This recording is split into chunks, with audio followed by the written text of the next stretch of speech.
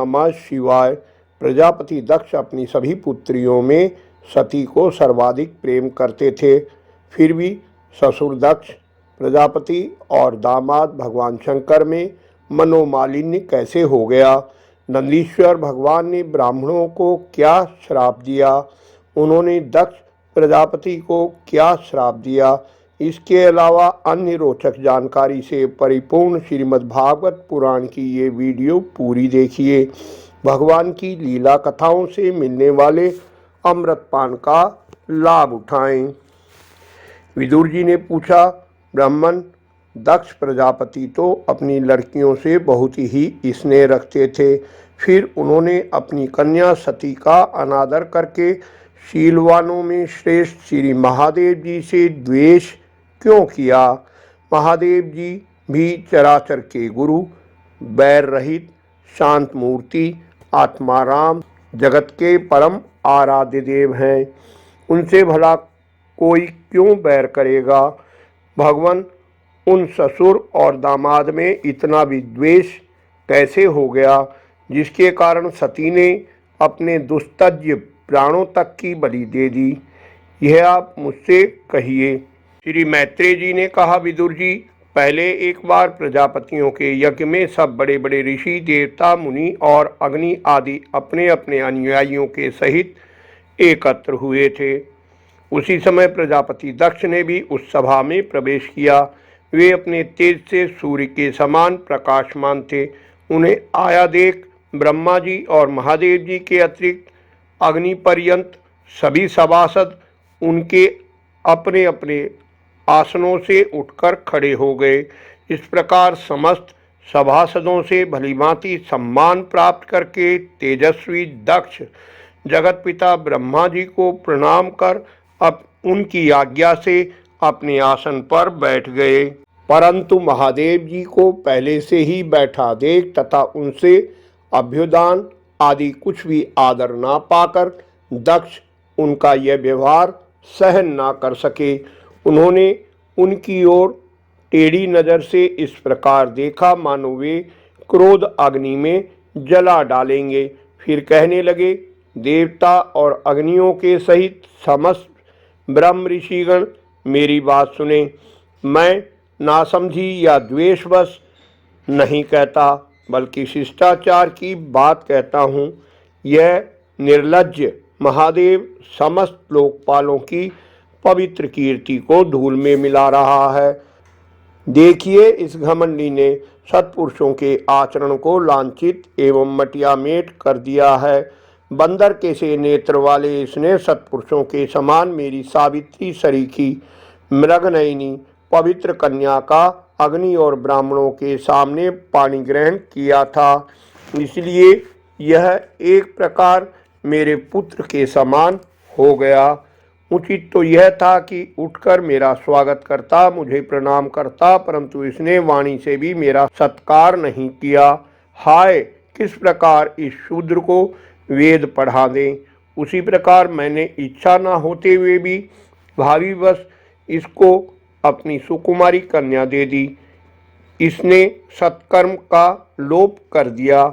यह सदा अपवित्र रहता है, बड़ा घमंडी है और धर्म की मर्यादा को तोड़ रहा है। यह प्रेतों के निवास स्थान भयंकर शमशानों में भूत प्रेत आदि को साथ लिए घूमता रहता है। पूरे पागल की तरह सिर के बाल बिखेरे नंग धड़ंग भटकता रहता है। गले में भूतों के पहनने योग्य नरमुंडों की माला और सारे शरीर पर चिता की अपवित्र भस्म लपेटे रहता है। सारे शरीर में हड्डियों के गहने पहने रहता है। यह बस नाम भर का शिव है, वास्तव में तो पूरा अशिव है, अमंगल रूप है।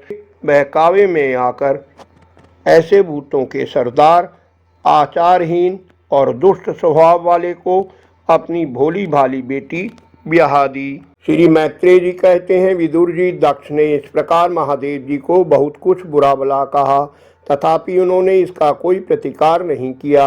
वे पूर्ववत निश्चल भाव से बैठे रहे।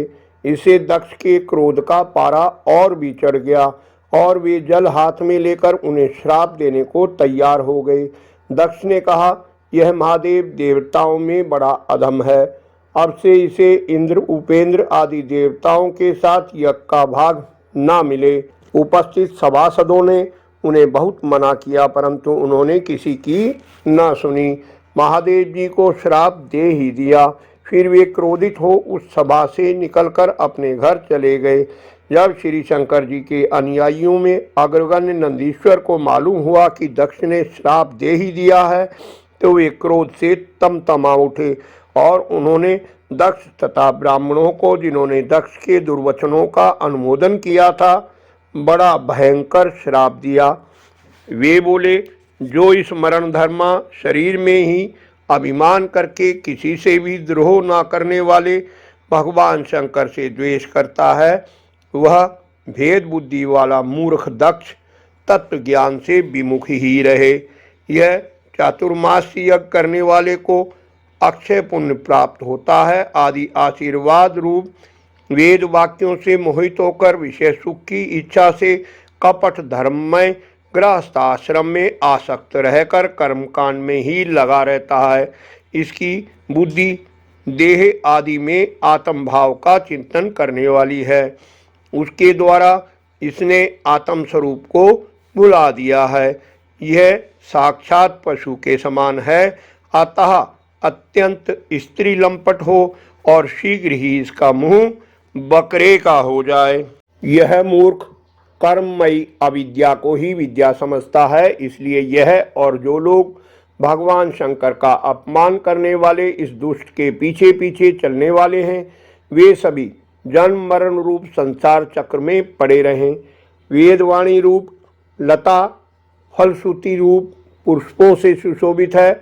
इसके कर्म फल रूप मनमोहक गंध से इनके चित्त क्षुब्ध हो रहे हैं। इससे ये शंकर द्रोही कर्मों के जाल में ही फंसे रहे। ये ब्राह्मण लोग भक्ष अभक्ष के विचार को छोड़कर केवल पेट पालने के लिए ही विद्या, तप और व्रत आदि का आश्रय लें तथा धन, शरीर और इंद्रियों के सुख को ही सुख मानकर उन्हीं के गुलाम बनकर दुनिया में भीख मांगते भटका करें। नंदीश्वर के मुख से इस प्रकार ब्राह्मण कुल के लिए श्राप सुनकर उसके बदले में भृगु जी ने यह दुस्तर श्राप रूप ब्रह्मदंड दिया। जो लोग शिव भक्त हैं तथा जो उन भक्तों के अनुयायी हैं, वे सत शास्त्रों के विरुद्ध आचरण करने वाले और पाखंडी हों। जो लोग शौचारहीन, मंदबुद्धि तथा जटा, राख और हड्डियों को धारण करने वाले हैं, वे ही शैव संप्रदाय में दीक्षित हों और जिसमें सुरा और आसव ही देवताओं के समान आदरणीय है।